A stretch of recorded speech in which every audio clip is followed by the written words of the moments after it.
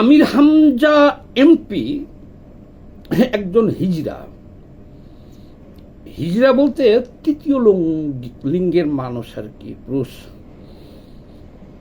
কিভাবে আমির হামজা এমপি, ওনার বাড়ি হলো কুষ্টিয়া, ব্যাপক পরিচিত। উনি কিভাবে হিজড়া হইলেন আমি এই ডকুমেন্টস আপনাদেরকে এখন দেব, যে আমির হামজা হলো এখন একজন হিজড়া। আমি হিজড়াদেরকে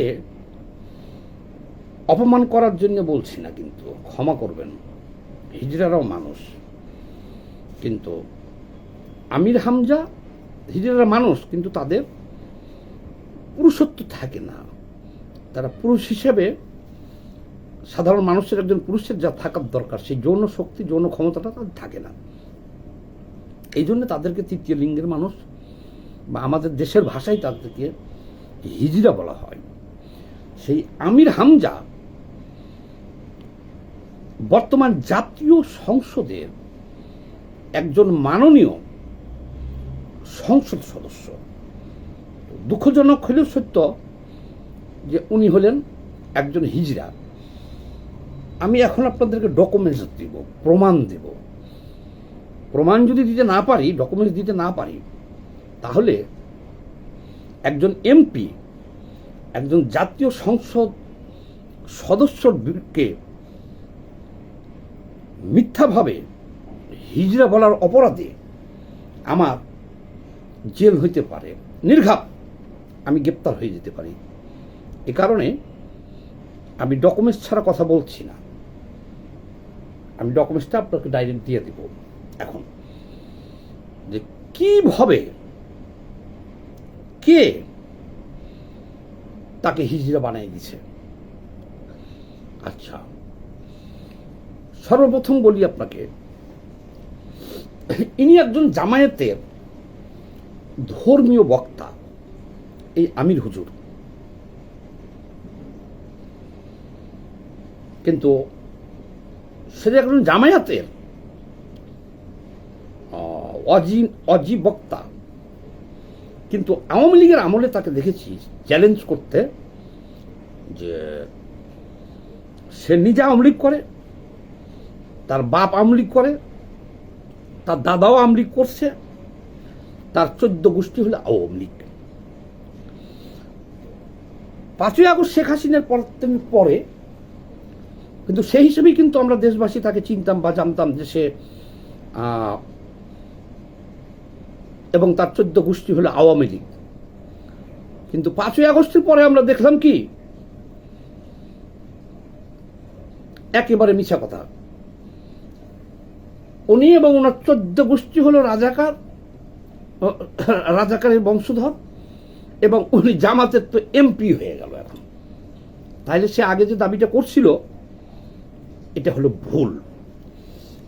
আচ্ছা, ওনার আরো পরিচয় আছে, আমি দেই। উনি রাশ্মিকা মান্দানা বিশ্বের শ্রেষ্ঠ সুন্দরী বলেছে, আমি চিনি না।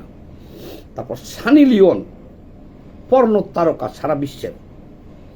তারপরে, অর্থাৎ উনি একজন আলেম বা হুজুর, ধর্ম প্রচার করেন, কিন্তু তার ধর্ম প্রচারের সাথে উনার এই যে কথাবার্তা, বেফাস কথাবার্তাগুলা, বা উনি যা করে, এতে মানুষ ধর্মের উপর থেকে মানুষের ভক্তি, শ্রদ্ধা, ভালোবাসা দিন দিন হারিয়ে যায় এই আমির হামজাদের জন্য। সে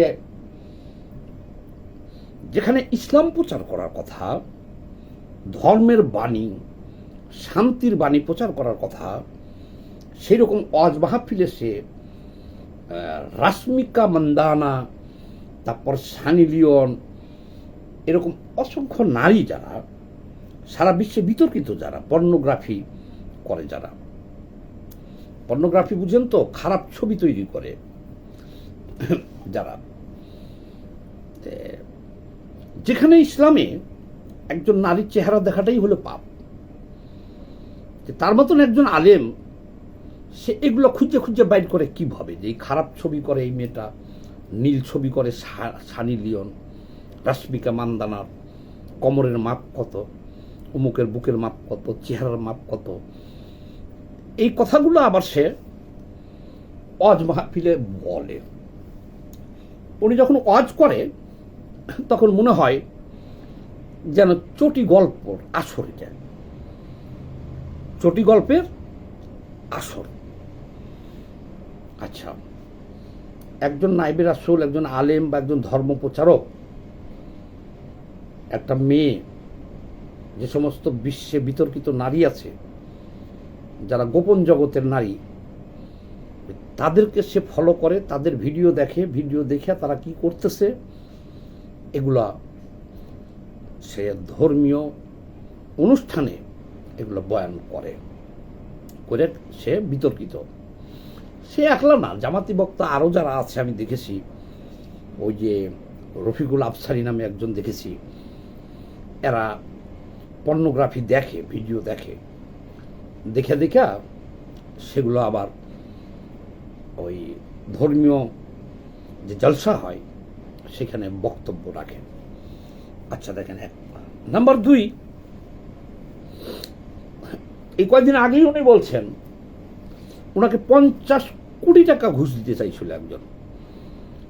কুষ্টিয়ায় মেডিকেল কলেজ হাসপাতাল, খালি উনি একটা সই দিবে যে এটা বন্ধ করে দিবে কুষ্টিয়া থেকে, তাহলে ওনাকে 50 কোটি টাকা দিবে। এখন তো একজন উকিল নোটিশ করে বসছে যে তাহলে কে আপনাকে 50 কোটি টাকা ঘুষ দিয়েছিল এটা আপনি এখন প্রকাশ করেন। এ গেল 1। নাম্বার 2, কুষ্টিয়া সিরাজগঞ্জের যে বর্তমান বিদ্যুৎ মন্ত্রী টুকু ভাই আমির হামজা প্রকাশ্য ঘোষণা দিয়েছে তাকে নাস্তিক হিসাবে। সে হলো খাড়া নাস্তিক। এ হলো আর এক সমস্যা রে ভাই, এসব জামাতিরা খাড়া নাস্তিক। তো যদি এই জামাতিদের আপনি বিরুদ্ধে চলে যান, তাদের কথা মতো না চলেন, তাহলে আপনি নাস্তিক। এখন বিদ্যুৎ মন্ত্রীর পক্ষ থেকেও তো একটা মামলা অলরেডি করে দেওয়া হয়েছে, হ্যাঁ, যে তাকে নাস্তিক বলা হলো কেন। যাক, সে মামলা তো খাইছেই। আবারও যে 50 কোটি টাকা তারা একজন ঘুষ দিতে চাইছিল, সেই একটা উকিল নোটিশ খাইছে। আচ্ছা, এর অসংখ্য রেকর্ড আছে। সে বলছে জামায়াতের আমির হলো টাটকা অলি, জিন্দা অলি, টাটকা অলি। এই জামাতের আমিরকে নিয়ে কেউ যদি কটূক্তি করে, সে নাফরমান এবং সে দোজখবাসী। তো যাই হোক, ভোটের আগে আমির হামজাই বলছে যে কেউ যদি দাঁড়িপাল্লায় ভোট দেয়, সে বিনা হিসাবে বেহেশতে চলে যাবে নির্ঘাত। আর কেউ যদি এই দাঁড়িপাল্লায় ভোট না দেয়, তাহলে সে জাহান্নামী হবে। এখন কথা হলো কি, আবার দেখলাম কালকে তার বক্তব্য আসছে যে সংসদে রুমিন ফারহানা তার ডাইন দিকে বসে, বাম দিকে নাটোরের সাবেক বিএনপির মন্ত্রী ছিল যে ফজলুর রহমান পটল, তার মেয়ে শারমিন বসে বামে। তো ও তো এত বড় নাম বলে না, ও বলতেছে রুমিন ফারহানা ডাইনে বসে, বামে পটলের মেয়ে বসে। আর তার আশেপাশে আরো যে 2-1 এমপি আছে। এখন কার বডি কেমন, কারো পেট বলে এইরকম মোটা, পেটের মধ্যে দিয়ে জাহাজ চলে যাবে, বডি শেমিং। সংসদে যে আশপাশে যে নারীদের দেখছে, পুরুষদের দেখছে, এদের বডি শেমিং করতেছে বাহিরে আসে। কিন্তু এটা করা হলো সুস্পষ্টভাবে আইনের লঙ্ঘন, যে খালি তা না। এখন কথা হলো কি, এই জামাতি হুজুরদের যদি আপনারা যেভাবে তাদের বিরুদ্ধে মামলা দিচ্ছেন, নাস্তিক বলার কারণে মামলা দিয়ে দিচ্ছেন, এদের তুই 100 বার ফাঁসি হবে রে ভাই যদি আপনি আইনের মধ্যে এদেরকে আনেন। আজহারি, ওই যে রফিক আফসারি, আমির হামজা, তারপরে তারেক মনোয়ার, তারপরে ওই যে কি নাম, কথা হলো কি, কাজী ইব্রাহিম, এই যে জামাতি বক্তা যারা আছে, এরা গাঁজা না খেয়েই একদম পার গাঁজা খাওয়ার লোকের মতো কথা বলতে পারে।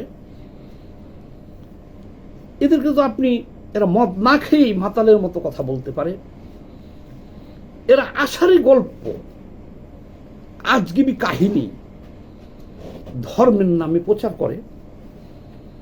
এদেরকে যদি আপনি আইনের আওতায় আনতে চান, তাহলে এদের রাজনীতি নিষিদ্ধ হবে, ওয়াজ মাহফিল নিষিদ্ধ হবে এবং এদের মৃত্যুদণ্ড হবে, অস্ত্র করতে পারবেই না। তাহলে আপনারা কি শুরু করলেন? এদের নামে মামলা করতেছেন। সে কইছে যে আমার 50 কোটি টাকা দিতে চাইছিল, এর তো গাঁজাখুরি কাহিনী, এর জন্য উকিল নোটিশ পাঠাইছেন। এক বিদ্যুৎ মন্ত্রীকে, টুকুর সাহেবকে বলছে যে নাস্তিক, এর জন্য মামলা করে দিচ্ছেন। তো ওরা তো এই নাস্তিক, ও তো শত শত জনকে নাস্তিক বলছে, শত শত জনকে। ধর্মের নামে চটি বইয়ের গল্প করে, সেক্সুয়াল গল্প করে, প্রচার করে। দেখ, এখন কাজের কথা বলি, আরো একটা মজার কথা বলি, এখন শুনেন। এই আমির হামজার বিরুদ্ধে শতাধিক শিশু বলাৎকারের অভিযোগ আছে। আমির হামজার বিরুদ্ধে দেশের বিভিন্ন অঞ্চলে, কুষ্টিয়ায় এই আমির হামজার বিরুদ্ধে শতাধিক শিশু বলাৎকারের অভিযোগ আছে। অর্থাৎ বিভিন্ন সময় বিভিন্ন মিডিয়ায় আমরা এগুলো পাই। একবার তাকে মাদ্রাসা থেকে বহিষ্কার করা হয়েছিল শিশু বলাৎকারের অভিযোগে। এখন সেই, তাহলে তার যৌবনের পাওয়ার কতটুকু ছিল? যে ব্যক্তির বিরুদ্ধে শতাধিক শিশু বলাৎকারের অভিযোগ, তাহলে সেই ব্যক্তির যৌবনের পাওয়ারটা কি পরিমাণ ছিল এবার বুঝেন। সেই ব্যক্তির নিজের মুখে শোনেন, সে কিন্তু এখন হিজড়া, তার সেই যৌবন, সেই পাওয়ার নাই যে সে শিশু বলাৎকার করবে বা ধর্ষণ করবে বা রাশিকা মান্দানার কাছে যাবে। এই দেখেন, আমি শোনাই, আপনারা শুনেন, ভালো করে শুনেন। এই কারণে আমার কণ্ঠ শেষ করে দিয়েছে, তেঁতুল খাবিয়ে খাবিয়ে, যৌবন তেঁতুল খাবিয়ে শেষ করে দিয়েছে। এমনকি আমার কণ্ঠটাও নষ্ট করে দিয়েছে তেঁতুল খাওয়া। প্রত্যেক খাবার এখানে আমার তেঁতুল দিত, খেলে খান, না খেলে না খেয়ে মরে যান। হাসিনার উপরে এমনি রাগ হয় আমার, এই কারণে আমার কণ্ঠ শেষ করে দিয়েছে তেঁতুল খাবিয়ে খাবিয়ে, যৌবন তেঁতুল খাবিয়ে শেষ করে দিয়েছে। এমনকি আমার কণ্ঠটাও নষ্ট করে দিয়েছে তেঁতুল খাওয়া। প্রত্যেক খাবার এখানে আমার তেঁতুল দিত, খেলে খান, না খেলে না খেয়ে মরে যান। এখানে আমাদের এই মহান এমপি সাহেব, উনি কিন্তু নিজের মুখে বলতেছে যে শেখ হাসিনা তাকে গ্রেপ্তার করার পরে জেলে রাখছিল 3 বছর, তখন তাকে তেঁতুল খাইয়ে খাইয়ে বা বিভিন্ন তেঁতুলের সাথে বিভিন্ন মেডিসিন খাইয়ে খাইয়ে তার যৌবন শেষ করে দিয়েছে। এখন তার চাতে না, মাতে না। আর আসলেও কিন্তু শেখ হাসিনা যে 3 বছর জেল খাটার পরে যখন বের হয়েছে, বের হওয়ার পর থেকে কিন্তু তার বিরুদ্ধে শিশু বলাৎকারের অভিযোগ আমরা পাই না, তাহলে কি বুঝবো যে আসলেও তার যৌবনটারে শেখ হাসিনা শেষ করে দিছে, সে এখন হিজড়া বা গান্ডু।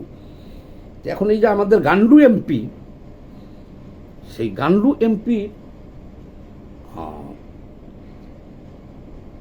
এই হিজড়ারা এমপি আইনগতভাবে থাকতে পারে, এতে আমার মনে হয় কোনো বাধা নাই। আবার ওই দিনকে দেখলাম বলতেছে যে তারেক রহমান আই পাস, আর সে হলো মাস্টার ডিগ্রি পাস পোলা।